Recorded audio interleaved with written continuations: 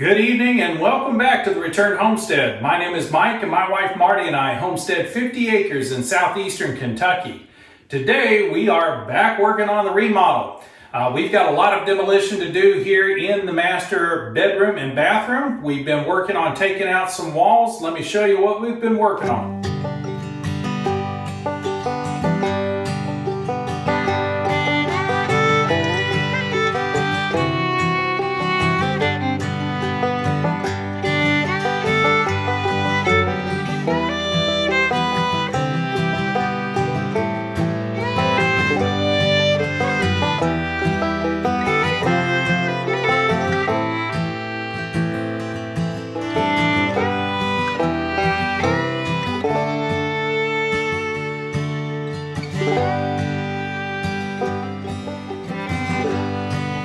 In the last video, you saw us getting this vanity pulled loose. Now we've got it pulled out. It's actually sitting in the bedroom now.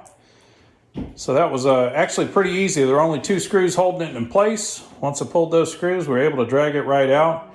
We've taken all of the walls down around the shower, so it's now freestanding.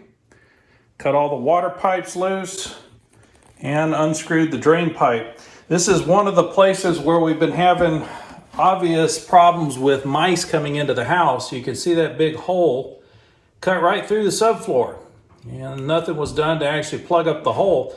Now the walls appeared to be relatively solid around the shower, so mice weren't coming into the house, but they were all around the underside of this shower.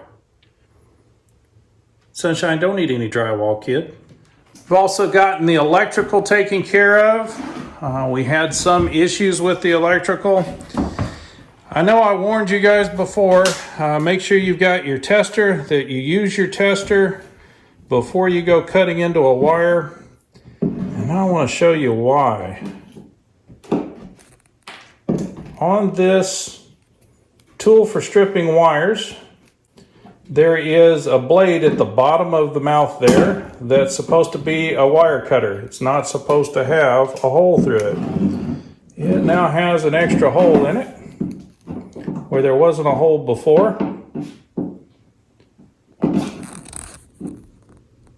So always be sure you're checking the wires before you cut on them. Luckily I had gloves on, so I didn't get burnt. And luckily there's plenty of insulation on the handle of these pliers, so I didn't end up getting electrocuted, but that can happen. I was certain that I had all the power off in this room, but this circuit is on an exterior wall, and I went to cut the wires. Got a little surprise. So the shower is standing free now. It's no longer attached anywhere. In the next few days, we'll figure out how to get this moved up to the barn. We're going to try to use this shower to replace a broken shower tub combo in the other house. It's not something we want in our master bedroom or our master suite, but it's definitely a useful shower. These fiberglass shower stalls like this can run you $500–600, at least in a mobile home place that specializes in providing construction materials for a mobile home. So we don't want to waste it. We're going to make good use of it where we can in the other house. We just don't want it in our master suite. So here in the master suite, we are going to be installing a shower here where the tub is, and we'll tile that shower. Haven't decided yet if we're going to tile the bottom of it or not. We'll definitely tile the walls. So we're going to have to shore these up. That's only the 3/8 inch VOG that's on the walls right now. And that definitely is not enough backing to hold tile up. So we'll have to do some reinforcement on these walls. We saw in the laundry room that these exterior walls are at least 2x4 construction, 16 inch on center, which is pretty standard for even stick built. So we should be able to reinforce this substantially and be able to hang tile on these walls without any problem. Marty's still busy pulling staples, guys. I'm telling you, she is an expert at finding and getting those staples out of the subfloor. Using my tool. Marty's favorite tool. Comes in handy for a lot of jobs. Well, we talked in the last demo video about managing water. We were dealing with plumbing. We were having to clean the gutters on the outside of the house. There is no way to do construction without constantly be thinking about water. And I wanted to stress this. We talked a little bit about it when we were looking at the laundry room, but I didn't show you all of what we were talking about. This is a perfect example of what happens when you don't think about what's going to happen with the water. So we have subfloor, which probably has a moisture barrier underneath, which prevents the traveling of water, so moisture can't move through and out of the house. We put a layer of vinyl flooring on top of that. The vinyl does an excellent job of being a moisture barrier. It stops the water from going anywhere. And then we put a layer of subfloor. Actually, it's floor underlayment. And that layer of floor underlayment is just plywood, very thin, flimsy plywood that will soak up water if you pour it on it.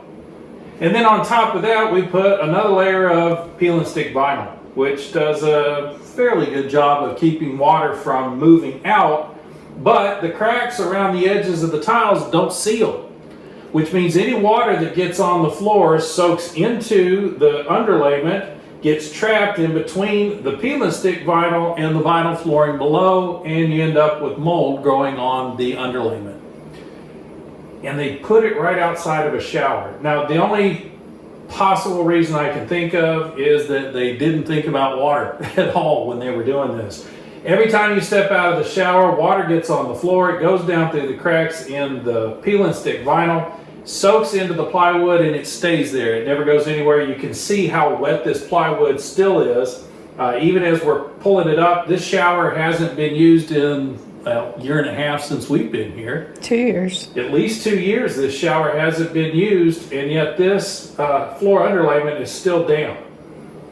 So think about moisture, think about water. If it's going to get wet, you have to have some way for it to also get dry. If it can't dry out, it will stay wet. Well, we've discovered this underlayment was put down with staples about every ½ inch.